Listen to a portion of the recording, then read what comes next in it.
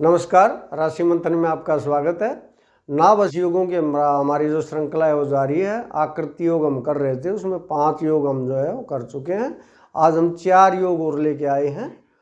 तो वो जो 4 योग हैं हमारे, तो सबसे पहले मैं ये बताऊंगा कि वो कुंडली में कैसे कैसे बनते हैं, किन किन भावों में ग्रह बैठे हों तो वो जो है क्या क्या आकृति लेके और कैसे कैसे वो योग बनते हैं। तो यहाँ सबसे पहले है हमारा वज्र योग। तो वज्र योग है हमारा कि पहले और 7वें में सिर्फ शुभ ग्रह हों और चौथे और 10वें में सिर्फ अशुभ ग्रह हों।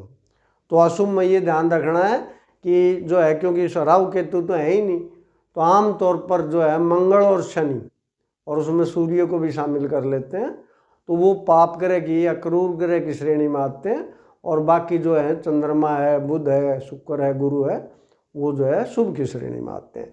तो इनमें ही कोई ये ग्रह बैठे हैं, इसमें शुभ और इनमें अशुभ, तो वो वज्र योग कहलाता है, यानी ठोस एक प्रकार से शक्ति होगी ये।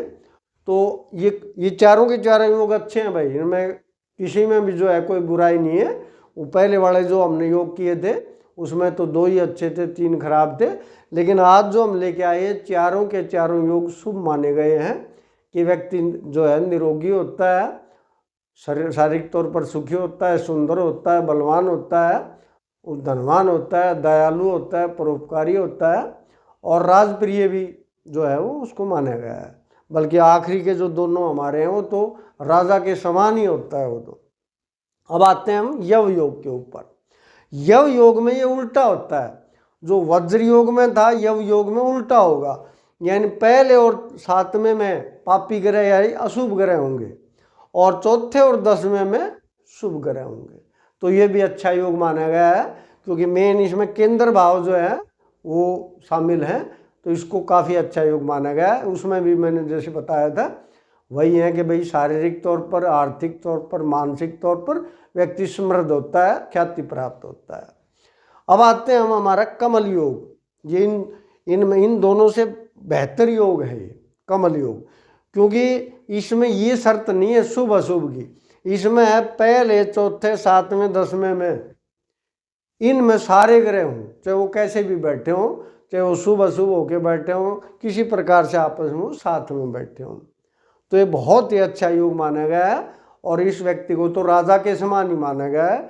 तो बाकी सारी चीज़ें जो हैं उनका जिक्र करने की ज़रूरत नहीं है, बाकी सब कुछ होता ही है। अब उसके बाद जो है हमारा वापी योग। ये योग थोड़ा इनसे अलग है, लेकिन है ये भी बहुत शुभ, कि इन चारों को छोड़ के, यानी पहला, चौथा, 7वां और 10वां भाव को छोड़ के बाकी जो 8 ग्रह रह गए उनमें बाकी ग्रह बैठे हों, यानी 2, 3, 5, 6, 8, 9, 11, 12 इनमें सारे ग्रह बैठे हों बाकी के, तो वो जो है वो वापी योग होता है। और ये भी बहुत ही अच्छा योग माना गया। व्यक्ति जो है इन तीनों जो है शारीरिक तौर पर, आर्थिक तौर पर और संपन्न होता है, और राजा के समान जो ख्याति प्राप्त होता है। तो ये चारों के चारों योग आज के हमारे अच्छे योग हैं। नमस्कार।